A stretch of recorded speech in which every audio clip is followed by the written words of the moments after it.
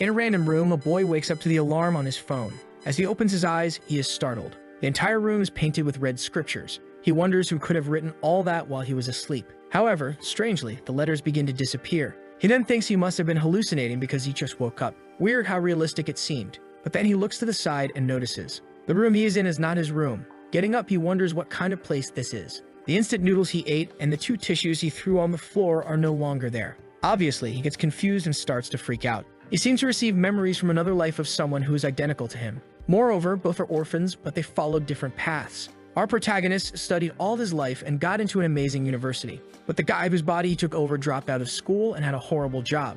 Looking at his trembling hand, he wonders if he is in some other world. And what was the relation of those words written in blood on the ceiling? In the memories of the original owner of this body, there's nothing about that. He stands there trying to understand the situation, when someone calls him husband and says it's time for breakfast. When he turns around, he sees a woman with large curves. Looking at her thighs, he wonders what this husband thing is about. In his parallel world, did he get married so early? She sits on the bed and tells him to get up, it's getting late. Now the rascal already thinks that the transmigration wasn't so bad. He swallows hard, thinking that if it weren't for this transmigration, he would never have such a beautiful and kind woman. She keeps calling him to have breakfast. He doesn't know whether to call her baby, wife, or darling. He then decides to delve into the memories to find her name, so it would be easier. He starts thinking and strangely finds nothing. His mind seems to split. No name, no experiences, no hobbies, no favorite position, nothing. There is absolutely nothing about her in his memory. He looks back hesitantly, realizing she is standing still, and he already knows this so-called wife is strange. And a fly lands on her eye. Hesitant, he asks who she is.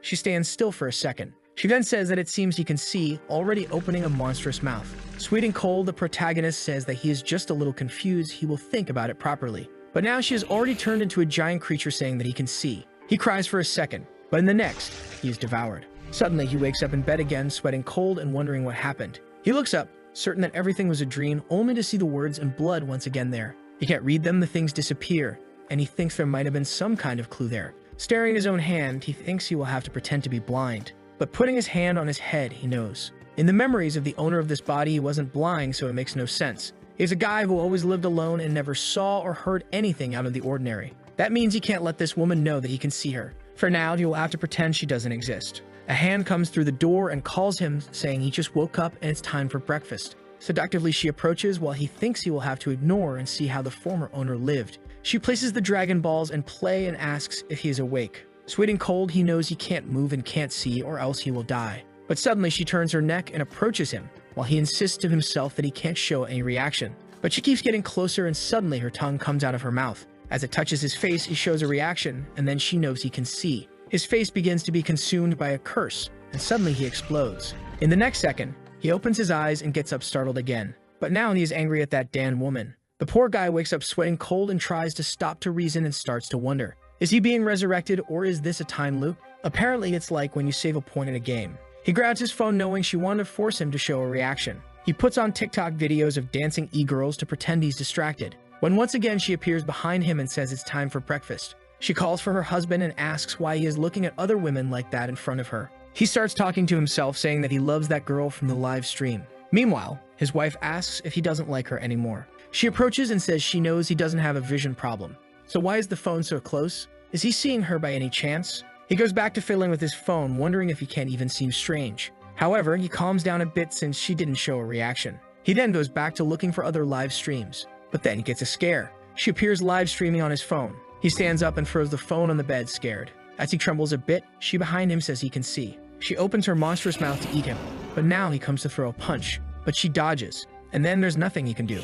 A bite to the arm, he agonizes and dies once again. While she feeds on the pieces, he wonders if that is really his remains. And with that, he starts losing consciousness again. Once more, she says it's time for breakfast, and she approaches, startling him. Up to the 6th time he resurrected, he still got scared just by her getting close to his face, and he died multiple times because he couldn't act very well. On the 8th time, he tried to escape from that room, but there was no way, and she realized that she could be seen. So he concluded that he should pretend to like her since there was no escape. As soon as she came to get breakfast, he said she was amazing. His plan was to take advantage of that as much as possible. But in the end, he went hungry, and she ate everything. And so he died 13 times in a row while trying to find some way to calm down. Some people who go insane become very sane. But for him, death kept coming. It reached 14, 15, 16. And with each death, he received new memories of the owner of that body. He started to understand a bit about that world and how different it was from his world. This is a place full of bizarre tales. On the 18th death, he wondered why he was reliving. Who wrote those words in blood, and why did they disappear as soon as he looked at them? Once again, he opens his eyes, wondering who is responsible for all this. He doesn't know who it is, but he knows his wife is one of them. She is a monster, and he began to repeat to himself that she should die because he deserved to live. Once again, she came through the door, calling him husband and saying it was time for breakfast. He got up knowing that every time she comes to do this, but never forces physical contact. Standing in the door, she asked if he wanted to start the day by eating some hot, moist meat. He got extremely close, but he walked right through as expected. She can only do something where she is sure he can see. He went to prepare some food while she, desperate at his side, said she already made breakfast and was ready for him. The poor guy sighed, thinking that the more beautiful, the better the lie. She's saying it's ready, but clearly there's nothing prepared. He made a snack, knowing that only by leaving that room would he find something about his wife. When he went to bite the snack, she had transformed into the floor, asking if he was seeing anything. He went to the door to open it, knowing he needed to get out of there, and she was visible on the doorknob, asking where he was going and why he wouldn't stay home with her. But he just opened the door and left the room, saying to himself that no one kills him 18 times and gets away with it. Now he wants revenge. As soon as he finds a way to eliminate her, he will come back here. But as soon as he opens the apartment door, he gets a scare looking at the sky. The world is red and filled with deformed creatures. In front of him, only the silhouettes of people. He gets scared by that and starts laughing like a psychopath, saying that this world is really interesting. But he feels something strange and vomits on the sidewalk. Suddenly, someone appears, asking if the uncle is okay. He looks startled, and it's just a little girl wanting to know if he's sick. He tells her he's fine and she can call him Big Brother. Patting her head, he thinks she's so cute that he would love to have a daughter. But she becomes deformed instantly, saying he can see. His heart stops, and he looks up. The girl turned into a giant demon with a blade. Our protagonist is at a loss for words and then starts laughing loudly, saying that this world is very, very interesting. He likes it and tells her that he really likes this appearance, because that way, when he kills her, he won't feel any guilt. He will end all the weirdos in this place without any remorse. But this time, he was torn to pieces. Once again, he wakes up in bed with the balloon wife asking if her husband is okay. The sun is already rising. The poor guy thinks that having breakfast 20 times in one day is really tiring. Sometime later, he is sitting on a park bench. Once again, the little girl comes and asks where her mother is, can he take her home? While he is thinking about the madness and all the kinds of strangeness in this place. One type is the completely strange and irrational ones. They are aggressive but can't affect anything, like air. The other type is the creatures that are identical to humans. They do nothing but try to get close to you. But as soon as they get a reaction, they make their move. Exactly like that wife. He knows that no normal person in that world can perceive their existence, but even so, they cling to them. Why do they want that? He thinks that maybe these creatures want to integrate into human life. Sometime later, he is holding his phone and received a payment of 3 cents. To survive in this world, at least he will need a bit of money to discover the things he needs. In the work group, a guy named Wudai is calling for him. The name of our protagonist is Yizui Fangxiu. He works selling apartments for a company and knows he hasn't received the commission for one he sold recently. So he sends a message saying he is going to settle that, and he speeds up on his bike. When he gets there, strangely, it is a hospital instead of the company's building. The place looks more like an abandoned building. He stands sweating cold at the door, wondering if this is the sales place. He reaches the door and his phone rings.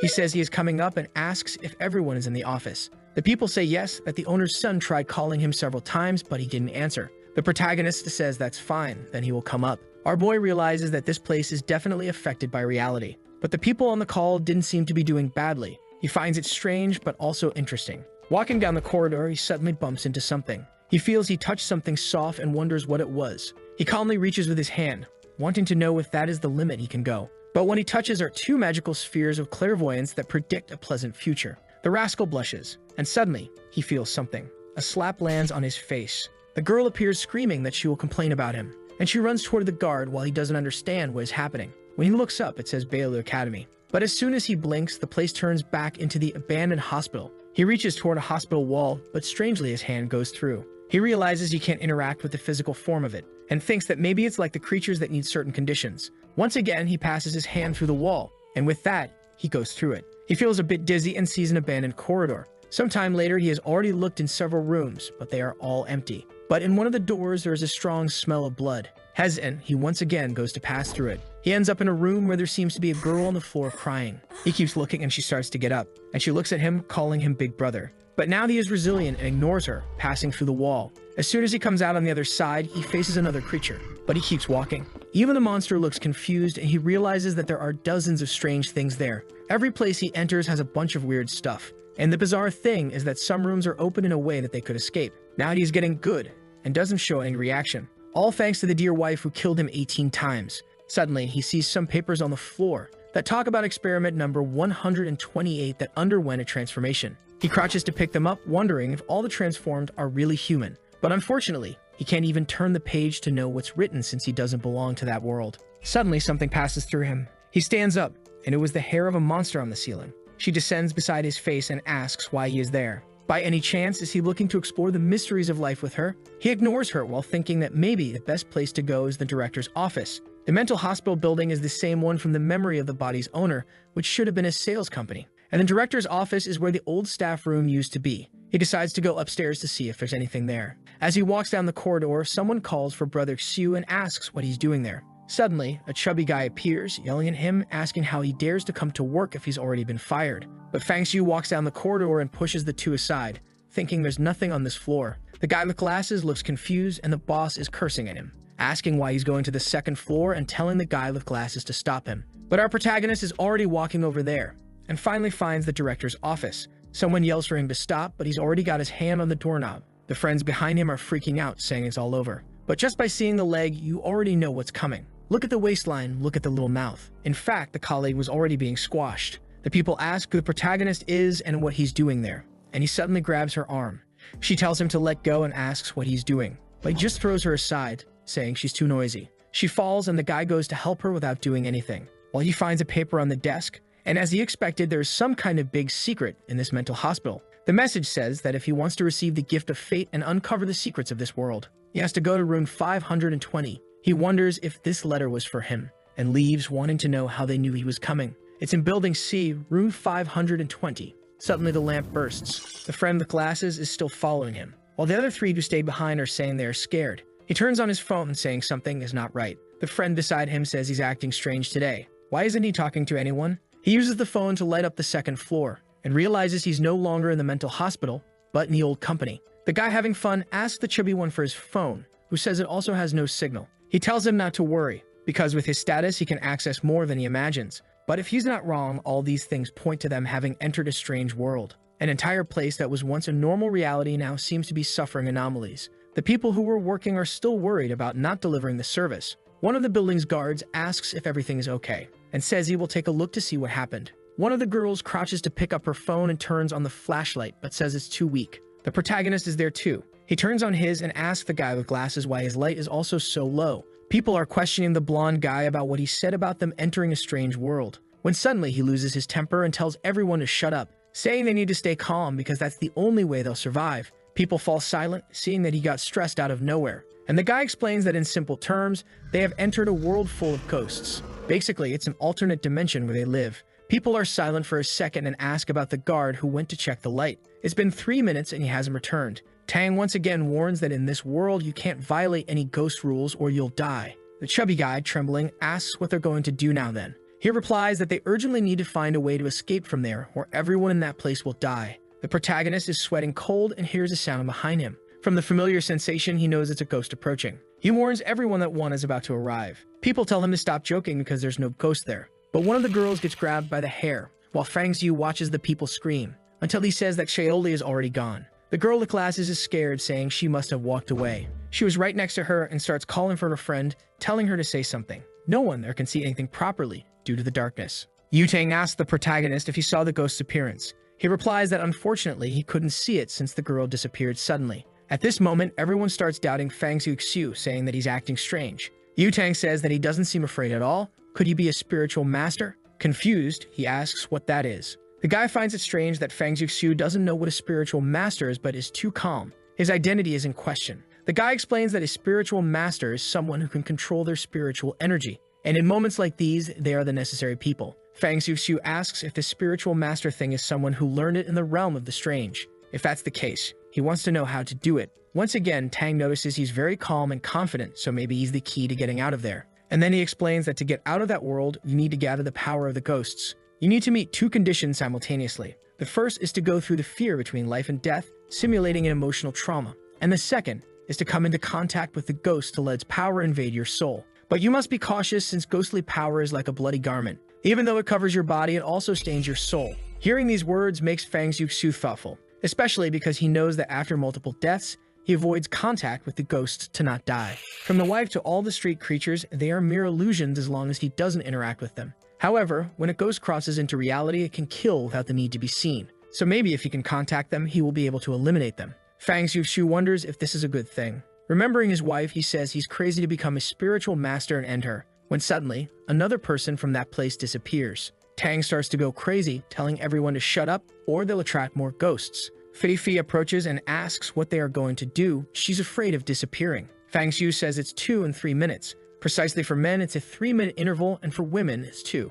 The guard disappeared. 3 minutes later, the girl disappeared, and 2 minutes later, the other guy disappeared. Following this logic, there are 3 minutes left for another one of them to vanish. He starts to leave, and the guys ask where he's going and if he's trying to get himself killed. Fang Xiuxiu says they better start looking for a solution too, or everyone will die in that room. Suddenly, Tang points at him and tells him to stay still because no one is leaving that room. But the protagonist ignores him and says that considering there are 8 of them, in 20 minutes there will be no one left. Fang Xiuxiu looks back and warns that anyone who tries to stop him will die before the ghosts. Walking down the corridors, the friend with glasses asks why they never find the stairs, while Fang Xiuxiu recognizes the lights as the same ones that were in the hospital. Suddenly, he realizes they are now back in the hospital. A friend asks if they are hallucinating because, as far as they remember, they were in the company. Why are they in the horror hospital now? Fang Xiuxiu is now sure that the company and the hospital are overlapping in this reality. The hospital swallowed the company. At this moment, they see a red pool. The entire corridor is dirty, and they recognize the uniforms there as being from the company. Fang Xiuxiu concludes that the ghosts take 2 minutes with women and 3 with men because that's the time it takes to eat each type of person. He says they still have some time, and the guy with glasses says that it seems they are still eating jialing. The protagonist finds it strange because in the hospital, everyone was trapped. And the first time he passed through here, there wasn't all this blood in the corridors. The cuts on the clothes prove they are using some sharp blade, and he found only one like that. Something is coming out of the ceiling, and he remembers that the only one moving freely is the ghost doctor he saw right above him that time. They hear some sounds coming from that direction, and when they look, it's the group that was in the room, coming to ask what they will do. They feel a bit awkward, and the chubby guy asks if they found anything by coming down there first. Suddenly, they scream, and the girl says there is a lot of blood there. Everyone recognizes it as being from their allies' clothes, and Tang asks if everyone was eaten. Fearful, Fifi begs to leave, and Tang says they really need to flee as quickly as possible. They ask Fang Xiu to lead the way, but he says nothing. After a moment of silence, he announces that the time has come. Fifi asks what kind of time he's talking about, and behind them, hair is descending. Hearing the sounds, they slowly turn around, and from the ceiling, the ghost doctor is approaching. The second Fifi gets scared, the creature gets close to the two of them. Everyone tries to run desperately, telling the monster to get away. But something stops Tang. It's Fifi, who had fallen and is begging to be saved. But seeing the monster approaching, he slaps the girl, telling her to let go of him. Seeing everyone flee, Fang Xiu remembers the moment he saw the doctor. And on the ground, Fifi is begging not to be abandoned. But the creature is already holding her by the hair. With tears in her eyes, Fifi begged. But the lights went out and it rained blood in that place. The friend with glasses was shocked to see that Fifi was dead. And the monster didn't stop and continued to strike her multiple times. Fang Xiu noticed that her scalpel techniques were extremely advanced, so she probably practiced a lot. He and his friend were standing there, but the creature didn't seem to be paying attention. Doing 2 surgeries at the same time would be almost impossible. The monster puts away the scalpel and opens her mouth to eat Fifi. Fang Xiu understands that the instinct to eat humans is just because she turned into a ghost. He starts to approach and his friend asks what he's doing next to the monster. Fearlessly, Fang Xiu punches her in the face, but he is startled. Her skin feels hard as steel. He remembers that all the creatures he encountered are extremely powerful compared to humans. The only way is to become a spiritual master to change this situation. The friend calls for him, saying they need to run away. But Fang Xiu says it's okay because that creature only kills one person at a time. That means when she's eating is the safest moment of all. The friend says that soon the monster will finish. But the protagonist says that Fifi had an extra round piece of flesh there that will make it take a little longer. The friend, upon hearing that, vomits. While Fang Xiu remembers that he needs to absorb cursed energy from the creatures. And in a dimension like this, near the ghosts is where the most concentrated power it is. A physical touch would be the best way. Seeing the ghost's thighs, he pats them to see if he gets infected. The monster's legs are inverted and Fang Xiu is patting them. The friend tells him to wake up, that it's not the time for this kind of thing. But Fang Xiu just says that if he's scared, he can run away. The guy says okay, and if so, they should go all out. He gets closer to the protagonist to touch the ghost's legs, but soon realizes they are very cold. While patting, the friend says nothing has changed, and Fang Xiu says they will continue. The friend says he never thought the first contact would be with a ghost, but these legs are really too long. The protagonist begins to think that this guy has some hidden potential. Since before he was dying of fear, but now he's drooling. He announces that a minute has passed. They will bother her for another 30 seconds and then run immediately. As soon as the clock hits 1:30 on the phone, he stands up, saying it's time to flee. The friend asks if they can really escape and where he's going. Fang Xiu is sure where he's going as he observed the hospital very well when he walked around, and they will use the terrain advantage to create a distance from the doctor. But hair appears in front of him. He wonders if he miscalculated and how she finished eating so quickly. The amount of flesh Fifi had was enough. Then he notices 2 silicone implants on the floor. Everything was fake, and now the ghost is behind him. She makes a cut right on his neck. With that, the boy's screen goes dark. After his head rolls through the air, he opens his eyes again. But now he's back the moment with that monster, right when the friend said it was very cold. Fang Xiu concludes that the time loops are defined by events. Or maybe it's like a game where you have to pass a level and part of it gets saved. The friend is having fun, but he knows that last time he died because of the silicone. So this time, he can't make the same mistake. He quickly grabs the boy and tells him to get up. But drooling, the rascal says it's the first time, they can stay a bit longer. Fang Xiu warns that everything there is silicone, so if they don't run now, they'll both die. The friend is shocked, now understanding why it was so big. With that, the two are already fleeing down the stairs and encounter the people who were also coming down. The desperate crowd starts running faster than them. But Fang Xiu grabs the handrail and throws himself in front of everyone. The chubby guy says he thought it was the ghost and tells him not to scare them like that. The guy with glasses wanted to know why everyone was fleeing so slowly. The guy said they weren't slow since they had already descended 20 floors. But Zhao Hao said that's impossible since he and Fang Xiu only descended 3 to catch up with them. The people tell him to shut up and stop lying. But Tang understands that the ghost is creating false paths. He warns that monsters like this can create illusions in which you get trapped. Fang Xiu becomes thoughtful and observes the discussion. Then he approaches and tells everyone to throw any spare items on the floor to mark the way. With that, they scream and start dropping everything they have in their bags and pockets. Then he tells everyone to go down the stairs quickly. They start running, and after a while, they find everything again. The guys recognize the money and bottles they had thrown, but Fang Xiu was interested in the small shirt. Suddenly, Tang shouts and says that only a spiritualist can see the exit. He tells everyone to activate their power and try to see something. He clasps his hands, saying he doesn't know if that previous experience was enough to unleash the powers, but he hopes it is to escape from there. The people are confused, not knowing how they're going to do that. They start trying like the guy did while Fang Xiu observes the stairs. He remembers that the exits from these corridors were on the right side, so it must be something similar. Seeing this, Tang asks what he's going to do again. He says he doesn't care about praying and is more interested in finding clues to escape from there. Hao was impressed that Fang Xiu was still very calm, while Tang thought he didn't hesitate even for a second when the monster appeared. The strange thing is that now they fled down the stairs and found the two again. Not to mention that both spent at least a minute with the monster in the corridor, so what happened? For some reason, the psycho concludes that they should be taking advantage of the ghost. It makes a lot of sense, but obviously he thinks that's not possible, thank God. Fang Xiu was touching a wall and Hao asked what he was doing. He was counting between 10, 12, 15 and said to stop. He said he found it. The friend was impressed that there was actually a door, and Tang appeared, asking if they really found it, and came running. The problem was how to open it. He imagined where the lock should be and moved his hand in the void that opened the door, from which an energy came out. Fang Xiu was about to be the first to enter, but Tang bumped into him and ran out, saying they were finally saved.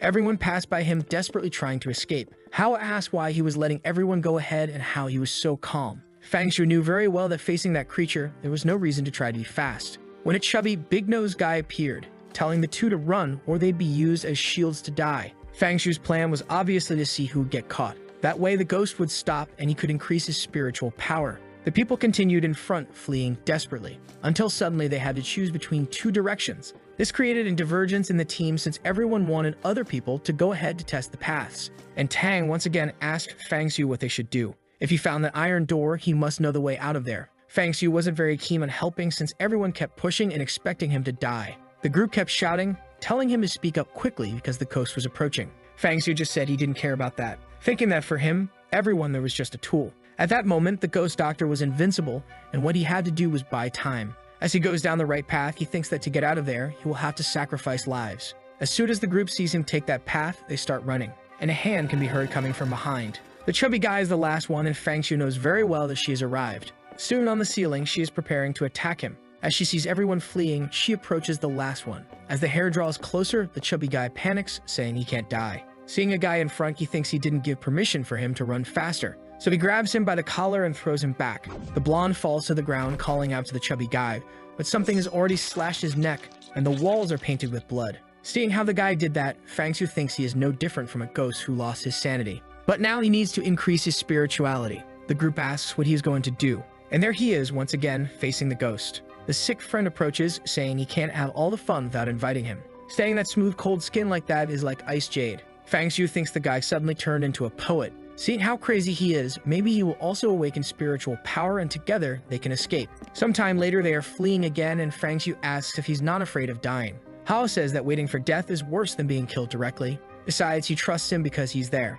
At that moment, they arrive at the cafeteria. Everyone is dying of hunger and thirst as they've been running for a long time. Tang starts grabbing everything, saying he will hand it out to others later. The chubby guy approaches, asking to share a bit, when suddenly a girl says she found something and he tells her not to move. It's a door and he approaches, saying they are saved. But as soon as he opens it, there's another door at the end of the corridor. Fang Xiu notices that the light there is more suppressed than before. As he approaches the door, Fang Xiu says it's not locked. As they open it, it's just a utility room. That was the end of the path they chose, and the problem now is that to go back, they will have to wait for someone to die and distract the doctor. The protagonist started to head back in search of the ghost while everyone cursed him for choosing the wrong path. Obviously, he didn't like that because he didn't ask anyone to follow him. Hao commented that everyone should do what they want, and brother Fang Xiu didn't force anyone to follow him. A chubby guy complained, saying it didn't matter since it looked like he chose without knowing anything. Tang tried to calm everyone down, saying to concentrate as survival was the priority. He said that from what he observed, that creature attacks one person at a time and rests for 2 to 3 minutes. The choice now is to pick someone to serve as a distraction and create an opportunity for everyone to escape. Fang Xiu understood immediately what was going to happen. Tang came and hit him on the chest, saying that if it wasn't for him, no one would be there, so he would have to be the one chosen to pay for the sins. Hao asked what he was doing and Tang shouted for everyone to help, but Fang Xiu stepped in and put him in a chokehold. As he was pulled away, he called the chubby guy to help, who now put Hao in a chokehold too and fell with him to the ground. Suddenly, the door slammed shut. Fang Xiu had isolated himself outside. The group asked what he was doing. Fang Xiu said he never imagined he'd be so interested in people. Apparently, they are stranger than ghosts. He thanked them for their interest, but warned that he would make everyone pay next time. And with that, he died again. As his body fell to the ground, the group opened the door to run out. Hao, with tears in his eyes, went to help Fang. And as Tang looked back, smiling, he saw something terrifying. Even dead, Fang Xiu was smiling and told him to just wait a little longer. Back to the moment, he warned that it was silicone. He ran out, but this time smiling in a macabre way. The guys were running down the stairs, trying to escape, thinking the ghost was coming, when once again he fell in front. Ignoring everyone, he started running as they asked what he was doing. While he descended the steps, counting, the group was once again dealing with the problem of walking in circles. He reached the door and opened it without fear. No one understood how he found it so quickly. Tang asked if he had awakened his spiritual powers, but he just ignored them and warned they had 1 minute before the ghost would appear. Seeing this, Tang smiled, saying it seemed he had indeed awakened his powers. If he helped him escape, he would pay 5 million. But Fang Xiu just smiled, saying there was no need to rush because he needed to resolve something before leaving. When Tang was about to ask what it was, Fang Xiu kneed him in the groin. The poor guy groaned and fell to the floor in pain. Fang Xiu said he should use the 5 million to treat that. Agonizing, Tang said he could pay even more if only he asked. But now the protagonist was cold. The rest of the company started cursing him, asking how he could be so dirty. But Fang Xiu warned that it was impossible to escape the ghost's speed. But with Tang on the ground, everyone was saved. The group was confused about this notion of being saved, until suddenly another kick landed and now the chubby guy was writhing on the floor. Fang Xiu said he should have died a long time ago. Hao and the rest of the group were asking if he had gone mad, and if he was going to do this to everyone. Fang Xiu said no because he needed at least one person left. Hao said it was a good plan, while the group began to question if he was really human. He pointed the way and said they were running out of time, but the group began to suspect since he wasn't leading the way. Fang Xiu said he would just stay there to touch some thighs. The group was confused, and the psychopath friend said he definitely wanted to stay then. The Dr. Ghost approached once again. As soon as the group saw her, they resumed fleeing, but they stopped right behind the wall to observe what would happen, while the protagonist watched the monster approach. On the ground, Tang begged to be saved, but he soon realized his pants were wet. Fang Xiu's kick had caused internal bleeding, and he jumped to grab his legs, saying they would die together. But Fang Xiu just stepped on his hand and told him not to worry. He would stay there, right beside him, watching him die. The monster grabbed his neck, and with that, the guy was gone. Paint covered Fang Xiu's face, which he even licked. The guy was really crazy. He even said that the taste of revenge wasn't so bad. But at that moment, he felt something in his heart, and wondered how it was possible for his chest to beat so fast. Suddenly, he heard his wife's voice calling for him, and thought it would be amazing to see her get torn apart like this guy. He began making advances toward the ghosts, and the group wondered if this was really his plan. He stared at Hao, and remembered that at the moment of his death, the guy had called for him. With that, he invited his friend to join in. But Hao didn't seem very keen, and everyone called him a ghost. At that moment, Fang Xiu realized that having died those 20 times and experienced so much madness was causing him to no longer have any emotional fluctuations. His humanity was slowly disappearing, and at that moment he and Xiao Hao were completely different. But he had no option, so he wouldn't force his friend. But suddenly Xiao said that in that company he was the only person he could trust. As he was his only true friend, he would trust his plan. But he said he looked scary with that wine all over his face. But he soon approached with a blushing face to activate more spiritual power. While they were having fun, Hao asked why he attacked those two. Fang Xiu said that considering the ghost's speed, it was impossible to escape. And as soon as she caught up, those two, having higher positions, would discard the others. Suddenly, he felt something and asked Hao if he felt a coldness approaching his body. Hao said no, he was normal. While Fang Xiu realized it wasn't an illusion, what he was feeling was an influence of the ghost's power. He noticed that the connection was very weak, but it seemed to be reaching a critical point. Perhaps it was the precursor to gaining spiritual powers. But now Hao seemed motivated, wanting to find this cold region. Suddenly, he warned they should run. However, Fang Xiu said there was no problem since the chubby guy was lying nearby. The boy smiled, saying that was really good news. But he asked what it felt like to awaken spirituality since he wasn't feeling anything. Fang Xiu explained that what he probably lacked were life or death situations. The mental state hadn't reached the necessary point yet, which is why he didn't feel it. Hao found that strange and wondered when Fang Xiu experienced something like that. Seeing her lick the chubby guy's face, he said it was a good thing because it would take about 5 minutes. They would have to use this time to absorb as much as possible. And with that, the cold energy began to invade Fang's body. He started to try to perceive where it was going,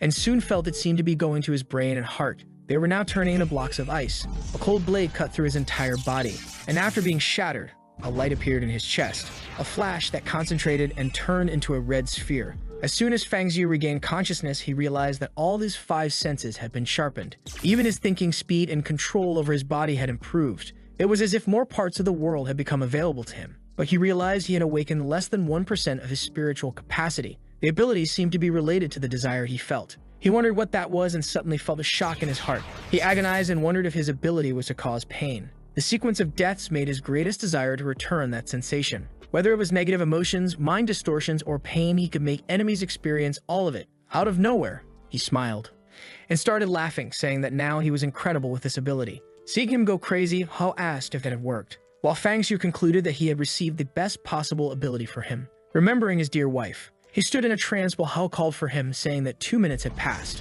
But Fang Xiu just told him to step aside as he was going to test his power. Immediately, Hao stepped back, saying it seemed to have worked, and that was very good. He then approached the ghost doctor. Concentrating the power in his hand, he knew that it carried everything he had experienced in those days. He knew that the more times he died, the more pain he would accumulate, and the stronger he would become. As long as he continued being revived, he could infinitely strengthen himself. He punched the ghost in the face, saying he wanted her to experience this masterpiece. The punch hit her squarely, but the power seemed to dissipate. She was thrown back and dropped the scalpel while crying on the floor. But Fang Xiu immediately realized that his punch was mediocre, and the little spirituality he had was now exhausted. The blow hadn't hurt the ghost, and she didn't seem to have felt the pain he did. While he thought about this, Hao said maybe it was time to run away, or they could go back to touching again. He thought that maybe putting this energy into weapons would be the best way. And speaking of weapons, there was one right on the ground for him to use. He crouched to pick it up, but soon felt an energy. That blade seemed impossible to lift, and its power immediately attacked Fang's heart. He could see all the times that weapon had been used, the infinite amount of pain it had absorbed.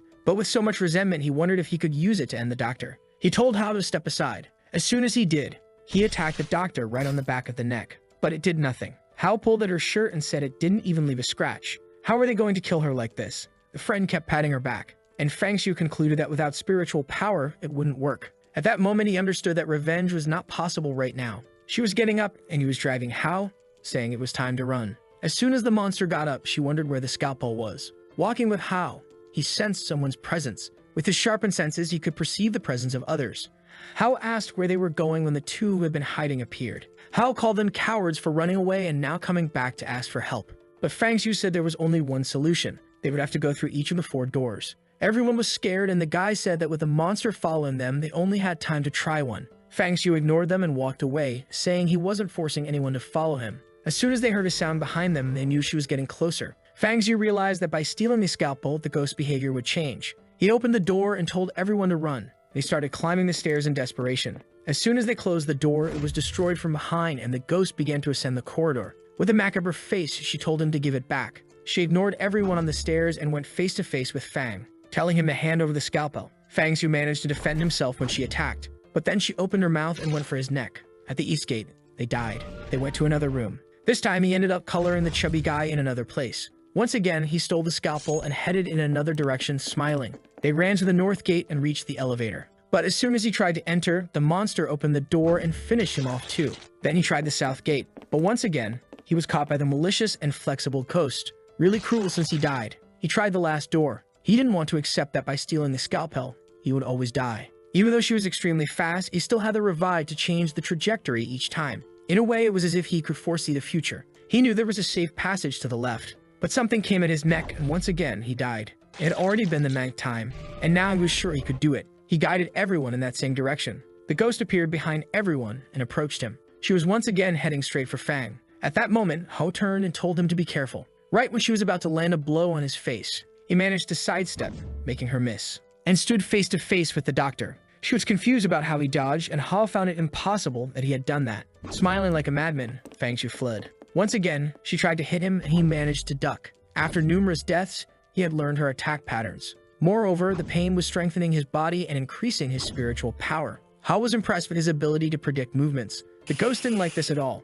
She prepared to jump and bite him, but he was confident that he now knew her trajectory entirely. As she came at him once again, he rolled to the side and dodged again. The ghost was already going crazy, telling him to die already. The group couldn't believe he was escaping her. While Ho was thinking this was the power of a spiritual master, running towards the door, he once again saw the exit, confident that now they would escape. But strangely, the ghost stopped in front of him. He was confused and she told him not to go while trembling. Fang Shu found it strange because she seemed scared. With that, she fled, delivering a precise attack on poor Ho. The poor guy staggered back, wondering what that cold thing was. He ran to Fang Shu and asked what had happened. He said everything was normal and according to logic, that was the path to survival. But he realized that even the doctor fled when she saw that place. That meant it might not be the exit, but rather something so terrifying that even she was scared. He knew it was the mouth of an abyss. The group kept asking why he didn't run. He sat down, saying it was good to rest for a while. After thinking a bit, he had an idea and told everyone to get up. Once again, they walked through those hospital corridors, and he slowly approached the metal door, wondering if there really was a great danger outside. As he began to open it, Ho asked if it wouldn't be risky to do so. He said they had no option but to go and enter the darkness. There, he couldn't see anything at all, and the place was so silent that he could hear his thoughts. The darkness had swallowed the path from which he came, so the only option was to move forward. He kept moving forward and forward. It seemed that the very sense of time had been consumed. It was as if the path had no end. After walking for what felt like an eternity, he opened his eyes and found himself in front of the academy's entrance, making him wonder if he had really escaped. Everyone ran past, and Ho celebrated that they had finally escaped. The guy wanted to get out of there as quickly as possible, and Ho called out to Fang, telling him to run too. But Fang Shu knew something was strange. When he looked back, he remembered. The only visible thing was the school, and the hospital had disappeared. Ho said he just wanted to go home and rest because the day had been exhausting. That's when Fang noticed something. He started running around saying it had vanished. There were no ghosts in the city. He couldn't accept that he escaped without any reason. He could accept the hospital disappearing, but not the disappearance of all the ghosts. How would he be able to get revenge on his dear wife? He found himself in front of a car saying that she had to die at his hands. That's why he needed to go home. But the driver braked, and now he was in the passenger seat, murmuring to himself that she couldn't just disappear like that. He didn't want his wife to vanish that way. As soon as the taxi stopped, he ran home desperately. The driver complained that he hadn't paid, but he didn't care and ran up the stairs, saying that world couldn't disappear. He entered his house, shouting that she couldn't leave him like that, but the place seemed normal. After checking all the rooms, he fell to the floor, saying that she had killed him 18 times. How could he live without her for the rest of his life? All that suffering at the hands of the ghost doctor was to get revenge. He accumulated rage and pain to end the ghosts, but now they were all gone. Lying on the bed, he wondered where he would direct all that hatred, and now, without any feeling, what was the meaning of life? At that moment, he received a message on his phone telling him to check the news. The Bailu Academy was burning. He immediately saw that the news reported a fire that engulfed the entire building. More than 11 people died, including some of the bosses there. The psychopath Fang Shu started laughing, because the message said they had found his body dead. He got excited, thinking that apparently the mysterious things hadn't ended. They just wanted to play hide and seek with him. Now he was sure he could see his wife again. On his phone, he was getting a bunch of messages from the boss telling him to come to work. He laughed because this guy was dead. It was ironic that even dead, the boss kept ordering him to work. Suddenly, a bloody message appeared on the phone, saying that just because he wasn't speaking, it didn't mean he didn't know. An energy came out of the phone and created an eye that said it saw him, and ordered him to follow now. Fang Shu calmly grabbed the eye and told it to stop possessing the phone because he only had one. With that, the illusion dissipated. but he was curious to see what the next mystery was. Now in front of the academy, which was completely destroyed, he smelled the burnt everything and thought it looked very realistic. Suddenly, he saw Fifi standing there. All excited, she came to talk to him, saying he arrived early today. He touched her shoulders and asked if she was real. She said he was getting very bold, but suddenly he pulled her, saying he knew very well how things had happened. He was going to climb the stairs when Hao appeared and asked if he was forced to work. He said he actually liked it a lot and asked where boss Dahai was. Hao pointed and said the guy was at the back of the room. Strangely, the company was as busy as ever, and Fang Xiu began to wonder if what he saw was a lie and this was actually reality. When he found the boss, he was scolded, being asked why he had responded to the message in the group. Fang Xiu ignored this and asked when he would receive his commissions. Dahai said he had the nerve to arrive late and talk about commissions, while Fang Xiu complained, saying that even dead, Dahai was disgusting. The boss pointed his finger at him, asking what he was talking about dying, and told him to speak properly because he was very much alive. But suddenly, Fang Xiu finished him off with the ghost doctor's weapon. The boss groaned and fell to the ground. Fang Xiu smiled, saying that apparently now he wasn't alive anymore. Everyone at work stands up and stares at him. Fang Xiu walks over to Hao, pats his shoulder, and asks what happened. Suddenly, Hao's body inflates and transforms. Fang Xiu realizes that everyone's bodies are cursed and starts finishing them off.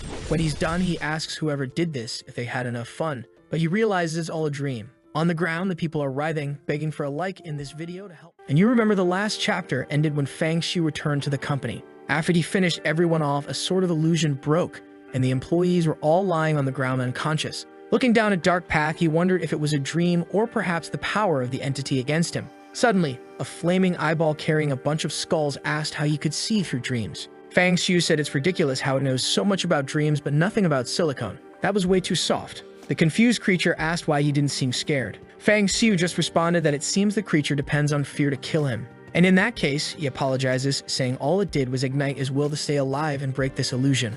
He walks up to a door while the eye watches him, and with that, it distances itself, saying it will remember the human who fears nothing. Fang Xiu begins to wonder if it was this eye that was terrifying the doctor. Observing the number of illusions around him, he knows he is still in the dream and is being manipulated. If that is the case, he will have to start over and apologizes to Zhao Hao. With that, Fang Xiu resets the day once again. Now knowing that the creature's power in this place is to manipulate dreams, all he has to do is not sleep. They manage to escape once again, but Fang Xiu noticed that everything was too normal. Knowing that this would only happen in dreams, he ends himself again. With this, he knows he is trapped in someone else's dream and believes he will have to help Zhao Hao conquer his own fears. He explains to everyone that the safe passage is actually a lie and what happens there is that you are dominated by a false dream. He goes to Zhao Hao and warns him that he cannot fall for this illusion. As long as he survives his fears, he can get out alive. And the secret to always confirming if you are in a dream is to pet Fifi, because the sensation is different. Zhao Hao says he doesn't know how it should feel since he doesn't know the real sensation.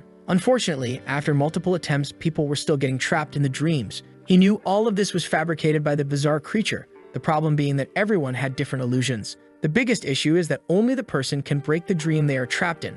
He tells Zhao Hao to wake up, but the boy is mumbling. He slaps him in the face repeatedly. He kicks him in the groin, but even in agony, the boy doesn't wake up. Fang Xiu is confused because nothing is working. He grabs the scalpel, saying he will have to resolve it this way. Without mercy for his friend, he cuts his thigh. Zhao Hao agonizes, begging him to stop, but then faints to the side. Our protagonist has no idea how he will save this guy. He realizes he will have to restart everything once again. However, if that doesn't work, he might have to give up. When they wake up, Zhao Hao comments that he was dreaming of a very friendly ghost. She was very soft, but just when he was about to embrace her, he unfortunately woke up. Fang Xiu ignores him, and the guide next to him talks about the safe exit. Suddenly, Zhao Hao excitedly shouts that when he gets out, he will find a woman to flirt with. Seeing how determined Zhao Hao seems about getting a woman, Fang Xiu decides to use this emotion. Since conquering the fear isn't working, he will have to use another emotion. He then tells Zhao Hao to turn on the phone and leave the volume at maximum, which confuses the boy. But our protagonist says they will use his favorite movie. We see a girl in a classroom and she says that the private lessons from the beautiful teacher are about to begin.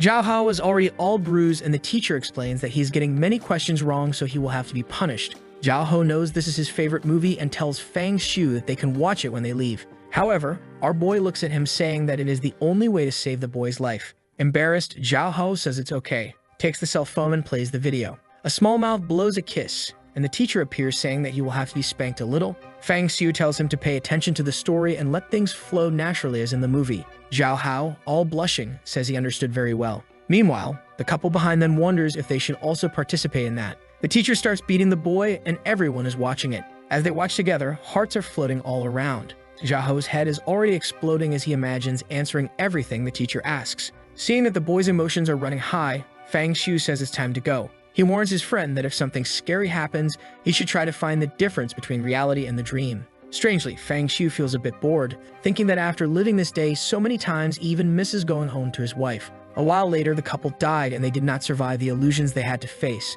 Fang Xiu only wants to know if Xiaohao is okay. Next to him, Xiaohao is saying that he just wants to try a little. The boy is shaking his head with his tongue out. Fang Xiu thinks it's crazy that his friend survived because of the teacher. Then he notices something strange. The boy seems to be emanating some sort of spiritual aura. He understands that his friend is about to awaken his powers. A while later, Xiaohao is lying on the ground drooling. He suddenly wakes up and stands up saying to Fifi not to run. Then he realizes he is in the wrong place and asks Fang Xiu if that is the exit and if he succeeded. Fang Xiu just watches and approaches. Strangely, Xiaohao tells him to come closer so that he can give him a little squeeze. Our boy tells him to wake up to life and says it's incredible that his friend overcame the illusion using that kind of thing. Shy Xiaohao runs off to get his cell phone, which is with the couple. However, as soon as he falls, he sees that they are already gone. He backs away scared, wondering if they really died. Fang Xiu says that unfortunately, yes. But now with his hand on a steel door, he wonders if this is the end of it all. He pushes it and a golden light comes out. Both are blinded and the next second, they find themselves outside. Xiaohao celebrates saying that they finally managed to get out. Looking up, Fang Xiu sees a bunch of creatures and agrees that they really did escape the illusion. Then he turns to Xiaohao and wonders if he awakened his spiritual side. The boy seems confused and says he just had a strange feeling as if all his senses had been enhanced. Fang Xiu understands that he awakened and asks what ability he received. The poor guy crying says he can't feel any ability and wonders if he's a failure even in that. With that, he asks Fang Xiu what his power is. Our boy says he has precognition. The friend is shocked, saying that now it explains how he could know the way through everything. Fang Xiu thinks that for now, it is better for people to believe that this is his power. This will attract the attention of powerful people, and he will be able to evolve to the maximum. Once he gets stronger, he will be able to take revenge on everyone and especially on his bad wife. The question that remains in his mind is whether the hospital illusion exists inside that office. Why can't he see it anymore? He can't understand if there is some relation between reality and the strange world. What he knows is that fortunately, everything he encountered this time was a creature that could only fabricate dreams. If it had been something that corrupted his mind, perhaps he would be trapped forever. Because if he or Zhao Hao had to face something with absolute power, even dying 10,000 times, it would be impossible to break the illusion. The only thing he finds strange is that Zhao Hao doesn't seem to be seeing any of the scary things. He comments about this, and his friend looks up, asking what he is talking about. A bird passes by, and Fang Xiu says he must have seen it wrong. However, right behind his friend, a creature is about to hug him. Fang Xiu wonders if he is actually the only one who can see this type of monster. What he wanted was to find someone else who could also come to understand this better. Zhao Hao is disappointed that his friend has precognition, but he doesn't even know what he can do. With that, he tells Fang Xiu that it's better if they leave soon. They start to leave, and our boy asks how he broke the dream. He says he followed the tips exactly as his friend said. He dived into the dream and ventured to feel everything. The protagonist knows that when everyone died last time, the creature appeared to him. However, now that Zhao Hao survived, even with everyone else dead, it didn't appear. This means there is something that perhaps even he doesn't know.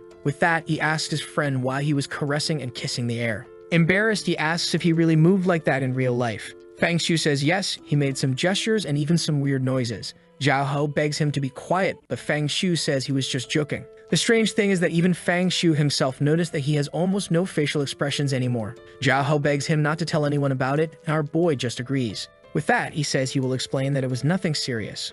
All he did was close his eyes and imagine the teachers giving various lessons. One of them told him to keep her company and die. Suddenly, he started to feel an extremely cold hand. In an instant, several other hands appeared, and he remembered that Fang Xiu had told him to stay focused. So he tried to protect himself to escape the hands. That was his plan, to distract himself from those sensations. Even though the hands were annoying him, he remained focused. Fang Xiu was wondering what kind of story is this. The room that was terrifying suddenly became romantic again. A hand approached once more and touched his. It was a girl who called him a classmate and asked why he wasn't paying attention. As soon as he opened his eyes, he was startled and she was face to face with the boy. The girl wasn't Ash, but she was holding a Pokeball. He was embarrassed and told her to back off. However, she waved a weapon and leaned forward, so he ran and grabbed her. He felt an indescribable softness and was all happy until a giant tooth appeared in front of him. The creature transformed and asked if he was scared. His arms were immobilized and he was about to be devoured. He told Fang Xiu that he was terrified at that moment and thought he was dead. However, he freed his arms and once again went on an adventure.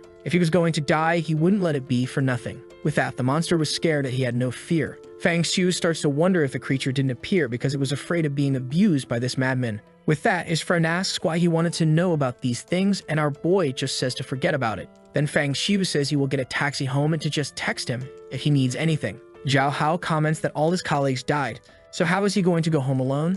Our boy just looks back and asks if he wants to call security. He feels a bit awkward and realizes it's not the best option. With that, Fang Xiu leaves, warning that soon the spiritual organizations will be looking for him. Sometime later, his wife says it's very good that he has come home and asks if he has eaten. Our boy smiles, saying that now he has finally found her. She makes a grim face and he says that he is back. With that, she is about to say that he can see her when suddenly a slash passes. Fang Xiu didn't hesitate for a second and says he missed that wife. Smiling, he asks if she wanted to see him that much too. But strangely, everything resets and he finds himself in front of the house again. He has no idea how he died. Apparently, his wife's power is much greater than he was expecting. Hesitantly, he puts his hand on the doorknob and enters the house. Once again, she says she missed him and asks if he wants something to eat. Once again, Fang Xiu just ignores her, realizing that the power difference between them is still incomprehensible. Meanwhile, an emergency meeting is taking place in a building. Director Wang Dehai says that everyone must have heard the news. 5 hours ago, a mysterious phenomenon occurred at the school academy,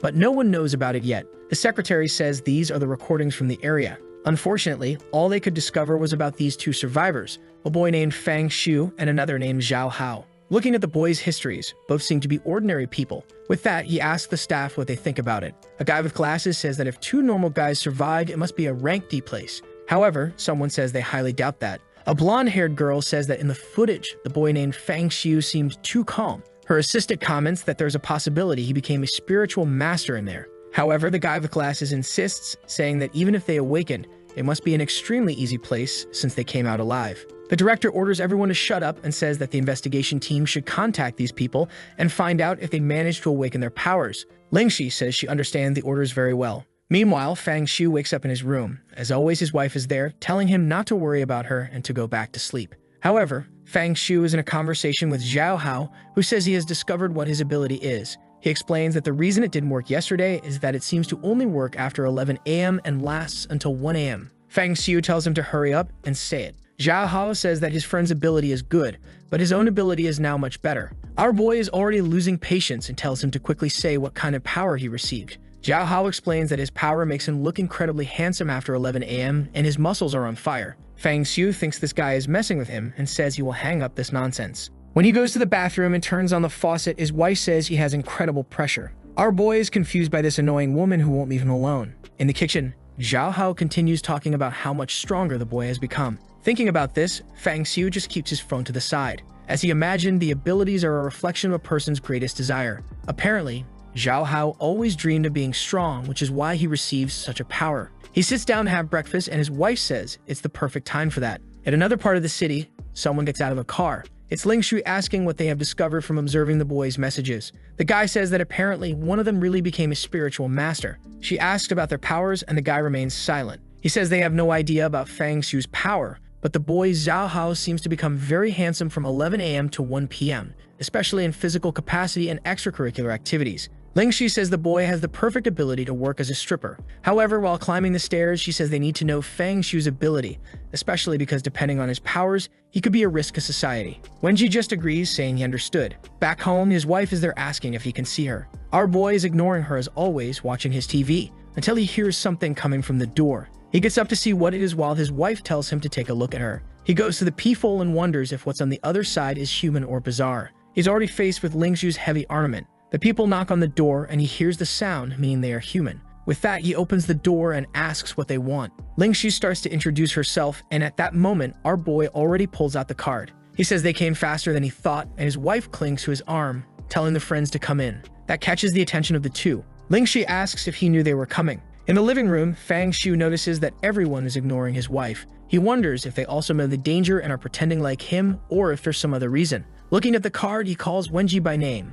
The guy introduces himself and says he's an investigator, and the girl next to him is Shen Sui, and he's her assistant. Fang Xiu looks at her, and she stares back, asking how they already knew about the investigation office. Our boy simply responds that in a world as paranormal as this, it was obvious there would be some association maintaining order. Lingxi responds that it's extraordinary he remains so calm with so many bizarre events. She then explains that they are a department dealing with the mysterious and peculiar. They are there first to find out what happened at the academy and second to see if he has the potential to join the team. Our boy shows no reaction. While the wife is in his face, Lingxi says that there are freelancers who also work for them. However, those who are directly related to the office receive much more resources to strengthen themselves. The wife keeps insisting, saying it's good he's not looking at that blonde, and asks if he still loves her. Fang Shu is just observing his wife's face, thinking how wonderful it would be if she had a desperate expression. Then she would be charming. The blonde continues saying that first of all, he will have to explain very well what happened at that academy. Fang Shu stands up and says that before answering that, there are things he wants to know. The blonde gets irritated and says he's not in a position to make any demands. The assistant tells her to calm down because it's not good to solve things that way. Then the protagonist says that Lingxi seems to have spiritual powers. However, her assistant is a completely normal person. He asks if that's how investigations work or if she's so corrupted by her powers that she needs someone to supervise her. The girl starts to exude an aura again and Wenji tells her to calm down. However, she just asks if he's looking for trouble. The assistant asks to stop provoking her because if she loses her temper, everyone there will die. Fang Xiu just ignores it and says that first, they will have to explain what power really is in this mysterious world. The woman says that everyone who survives the mysterious asks that question. What is the reason for it? Where does it come from? And what is his purpose? Currently, the only thing the office knows is that they are all corrupted entities and sources of human pollution. Each creature has its own way of existing. Some are made of flesh and blood, while others are purely spiritual. They follow no pattern and appear out of nowhere. Furthermore, they all seem to hate humanity and have a tendency to consume people. Or rather, they feed on the spirit that exists in humans. The assistant explains that this is what they know so far. Fang Xiu asks how the levels of the masters are categorized. The guy says he's impressed that he knows even about that and explains that the current level is measured by how much they can use of their essence. While the guy writes about it, the wife licks her lips, saying there seems to be a lot of good things to eat. He then explains that the rankings are made by the percentage of spiritual power that a person possesses, and for every 20% increase, you rise in rank. Fang Xiu then asks what happens when you reach 100%. The secretary explains that, in fact, no one has ever reached 100% in all of history. This is because the more you want to increase, the more you have to challenge scary things. The result is that everyone who seeks to reach 100% dies in the process. He then says he will ask the third question. Lingxi loses her temper and says he must be feeling very full of himself to ask so many questions. She throws the notebook to the assistant and tells him to go to the website if he wants to find out anything. The only advice she gives is not to believe the emails he receives from other people. With that said, now he is to give all the information about what happened at the academy. Fang Xiu ignores her and says he has one more question. Were they seeing his wife behind him? At that moment, she gets emotional. This guy is crazy. What is he doing? Lingxi looks confused and the protagonist's reality starts to distort. The assistant says they checked the information and saw nothing about a wife or girlfriend. Meanwhile, the wife is jumping around happily, saying she knew he was always seeing her. She gets close to his face, saying he should have told the truth from the beginning. The investigators seem to find something strange, and the guy whispers that it's normal for people to have hallucinations once they discover their powers. He imagines that Fang Xiu's mental state is worse than they thought. She gets irritated and asks if he is once again trying to mess with them. Our protagonist is sure that she is not pretending. He then looks to the side and calls for his dear wife, saying that now he can clearly see how wonderful she is. Fang Xiu says that he apparently doesn't want to cooperate but feels something strange. Something starts to distort and the wife says that finally he is seeing her. She turns her head back and calls for the humans. Lingxi and the assistant then wonder what that is. The creature starts to grow and opens a macabre smile, saying it has been a long time since she tasted his spiritual master. The assistant is shocked and Fang Xiu asks what kind of power that is. Our boy says it's a little surprise for them. His wife is more mysterious than he imagined and apparently he is trapped in a puzzle. He asks if they can see her now, realizing that the fact he noticed her existence brought her into reality. If even his spiritual master couldn't see her, it means he must be the only one who can see all creatures. Lingxi stretches out her hand and creates a purple energy, throwing it at the monster, telling it to die. Fang Xiu is impressed with the woman's spiritual power.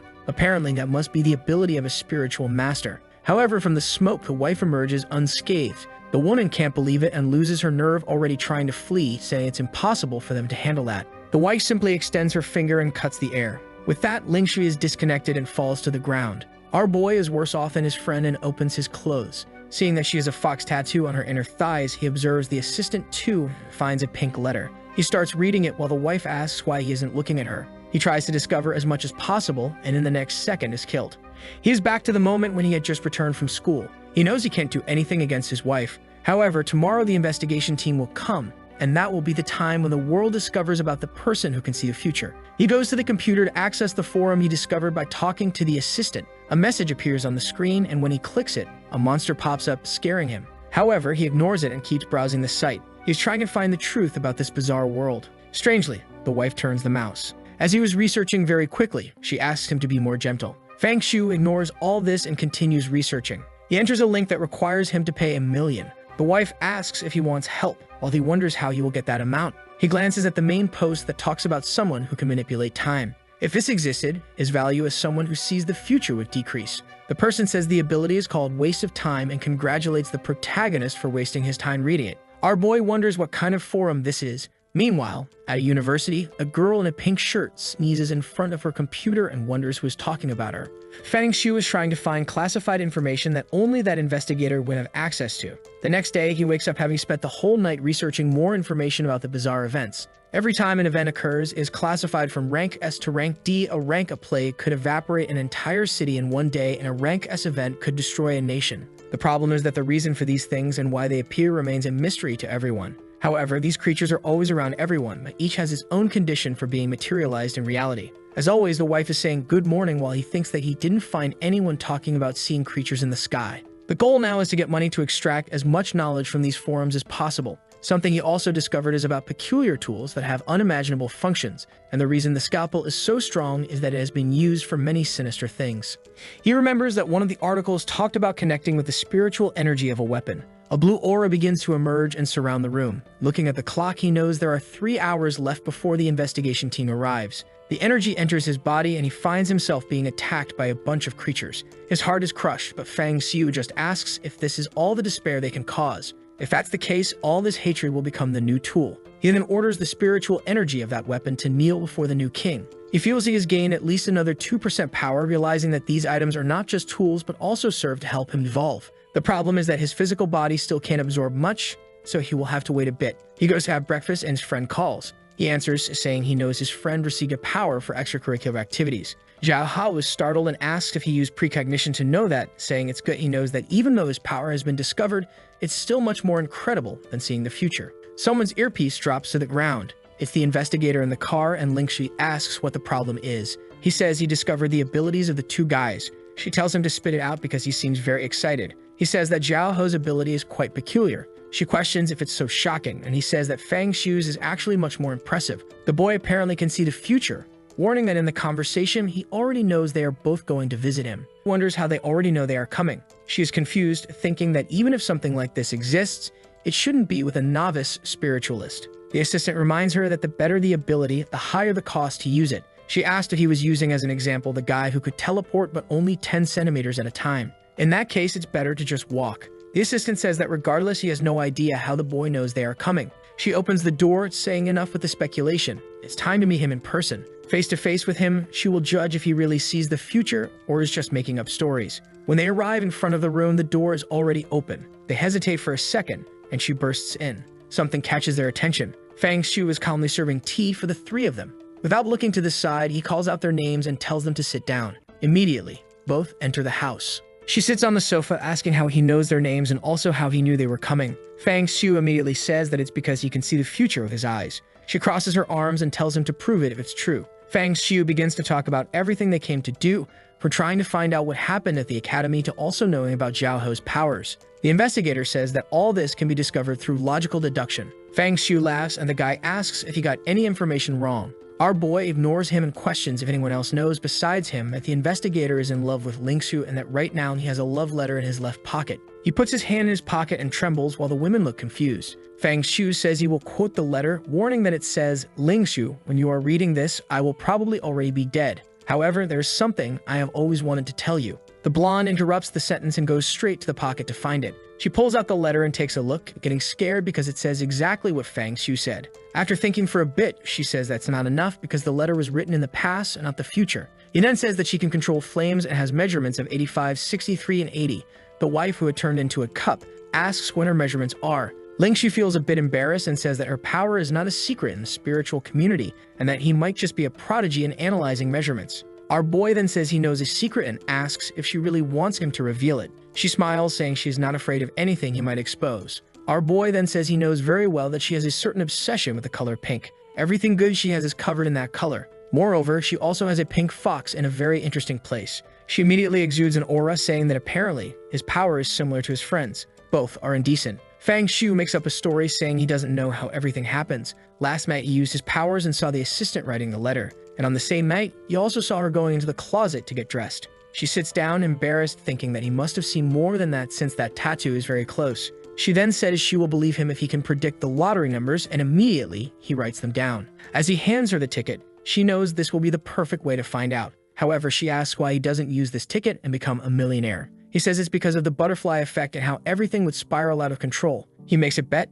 saying that if the lottery number isn't correct, he could be killed. Lingshu is losing her mind with all the boy's arrogance. With that, the investigator asks him to comment on what happened at the academy. He remains silent and says that it was the Blue Mental Hospital. He had gone to the company's office when suddenly the entire place was engulfed by this illusion. Everyone in the office ended up being pulled into this so-called hospital. Obviously, Fang Shu is going to lie. He doesn't mention many details or even the scalpel. He only says that at certain moments he saw the path where he and Zhao Hao would survive and where they would die. With that, he managed to escape dozens of anomalies. The investigator is startled, and Lingxi says she has never heard of a place with dozens of anomalies. Even though strange occurrences happen due to a dissonance, they never managed to act together. If he saw countless creatures, he probably encountered only one that manipulated them all. Fang Shu says that apparently she doesn't have the experience to understand what he's talking about, but he adds that it's okay.